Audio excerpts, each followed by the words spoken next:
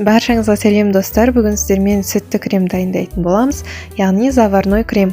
Ол үшін бізге 1 литр сүтке осылай 2 жұмыртқамызды салып аламыз, 200 грамм шекерімізді, 200-300 граммдай ұнымызды саламыз.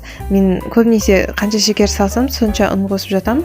Егер де сіздер тым тәтті болғанын қаласаңыздар, шекерді үстіне қосып сала берсеңіздер болады. Осылай барлығын қосып болған соң жақсылап миксерлейтін боламыз. Оның ешқандай түйіршігі қалып кетпесін. Болған соң газге қоятын боламыз. Газды орташа отта қоямыз. Кремдеріңіз дайын болғанша араластырып тұрамыз. Кремді араластырмай қойсаңыздар, оны астына түсіп, жабысып қалатын болады. Сондықтан кремдеріңіз дайын болғанша шыдамдылықпен осылай қозғап тұру керек. Тым ұзақ уақыт кетпейді. Осылай 10-15 минут қозғап тұрсаңыздар, дайын болып қалады. Өзі жайлап қоюлана бастайды. Бетіне атып шығады. Сол кезінде кремдеріңіз дайын деген сөз. Қазір бізде видеода қарап отырсаңыздар, қоюланады. Сіздерге түсінікті болу үшін қозғап тұрғанымның барлығын түсірдім. Міне көріп жатсыздар ма, қоюланды. Міне бетіне осылай атылып шықты. Біздің кремдеріміз дайын деген сөз.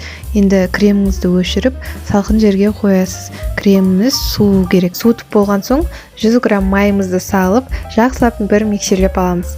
Миксерлеп алған соң біздің креміміз дайын. Бұл кремді кез келген тортқа қолдана берсеңіздер болады. Ең оңай торттардың да рецептісін істеп қолдана берсеңіздер болады.